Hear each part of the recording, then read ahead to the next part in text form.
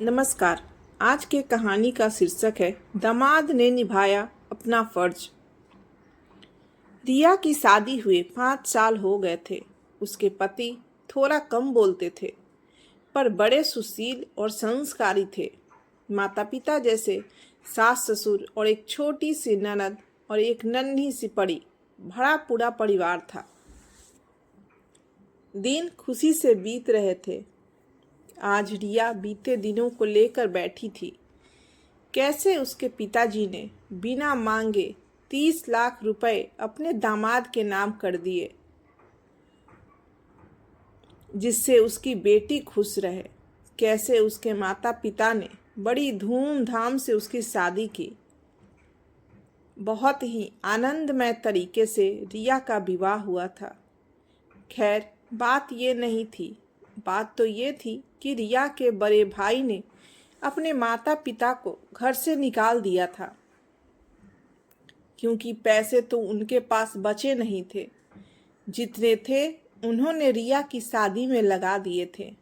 फिर भला बच्चे माँ बाप को क्यों रखने लगे। रिया के माता पिता एक मंदिर में रुके थे। रिया आज उनसे मिल के आई थी और बड़ी उदास रहने लगी थी। आखिर लड़की थी, अपने माता पिता के लिए कैसे दुख नहीं होता।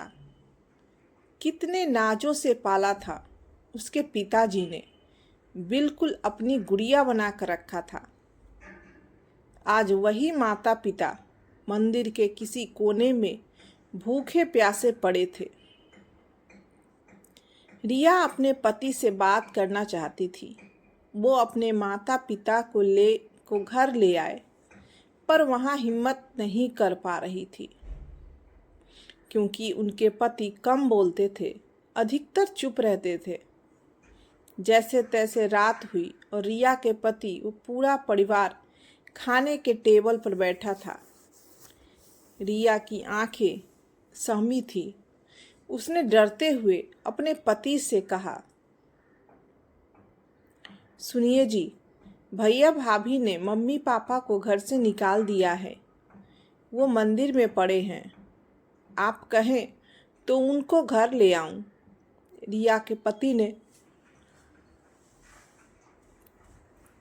कुछ नहीं कहा और खाना खत्म करके अपने कमरे में चला गया। सब लोग अभी तक खाना खा रहे थे, पर रिया के मुख से एक निवाला भी नहीं उतरा था। उसे बस यही चिंता सता रही थी, अब क्या होगा। इन्होंने भी कुछ नहीं कहा। रिया रुआंसी आंखों लिए सबको खाना परोस रही थी। थोड़ी देर बाद रिया के पति कमरे से बाहर आए और रिया के हाथ में नोटों का बंडल देते हुए कहा, इससे मम्मी डैडी के लिए एक घर खरीद दो और उनसे कहना वो किसी बात की फिक्र ना करें, मैं हूँ। रिया ने बात काटते हुए कहा, आपके पास इतने पैसे कहाँ से आए जी। रिया के पति ने कहा, ये तुम्हारे पापा के दिए गए ही पैसे हैं, मेरे नहीं थे, इसलिए मैंने हाथ तक नहीं लगाया। वैसे भी उन्होंने ये पैसे मुझे ज़बरदस्ती दिए थे। शायद उनको पता था एक दिन ऐसा आएगा। रिया के सास ससुर अपने बेटे को गर्व भरी नज़रों से देखने लगे और उनके बेटे ने भी उनसे कहा, अम्मा जी, बाबूजी सब ठीक है ना। उसके अम्मा बाबूजी ने कहा, बड़ा नेक ख्याल है बेटा, हम तुम्हें बचपन से जानते हैं। तुझे पता है, अगर बहू अपने माता पिता को घर ले आई तो उनके माता पिता शर्म से सर नहीं उठा पाएंगे कि बेटी के घर में रह रहे हैं और जी नहीं पाएंगे।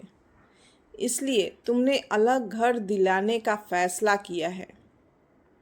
और रही बात इस दहेज के पैसे की, तो हमें कभी इसकी ज़रूरत नहीं पड़ी, क्योंकि तुमने कभी हमें किसी चीज़ की कमी होने नहीं दी। खुश रहो बेटा, कहकर रिया और उसके पति को छोड़ सब सोने चले गए। रिया के पति ने फिर कहा, अगर और तुम्हें पैसे की ज़रूरत हो तो मुझे बताना, और अपने माता पिता को बिल्कुल मत बताना। घर खरीदने को पैसे कहाँ से आए, कुछ भी बहाना कर देना, वरना वो अपने दिल को दिल ही दिल में कोसते रहेंगे। चलो अच्छा, अब मैं सोने जा रहा हूँ, मुझे सुबह दफ्तर जाना है। रिया का पति कमरे में चला गया और रिया खुद को कोसने लगी। मन ही मन न जाने उसने क्या क्या सोच लिया था। मेरे पति ने दहेज के पैसे लिए हैं, क्या वो मदद नहीं करेंगे? करना ही पड़ेगा, वरना मैं भी उनके माँ बाप की सेवा नहीं करूँगी। रिया सब समझ चुकी थी कि उसके पति कम बोलते हैं पर उससे ज़्यादा कहीं समझते हैं। रिया उठी और अपने पति के पास गई, माफ़ी मांगने लगी। उसने अपने पति से सब बता दिया। उसके पति ने कहा, कोई बात नहीं, तुम्हारी जगह अगर मैं होता तो मैं भी यही सोचता। रिया की खुशी का कोई ठिकाना नहीं था। एक तरफ उसके माँ बाप की परेशानी दूर, दूसरी तरफ उसके पति ने माफ़ कर दिया। रिया ने खुश और शर्माते हुए अपने पति से कहा, मैं आपको गले लगा लूं? उसके पति ने अट्टहास करते हुए कहा, मुझे अपने कपड़े गंदे नहीं करने।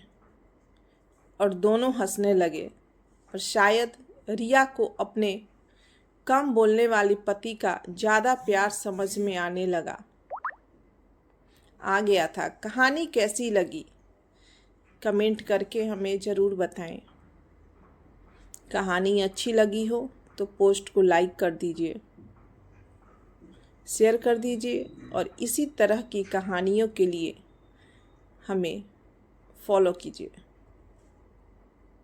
धन्यवाद।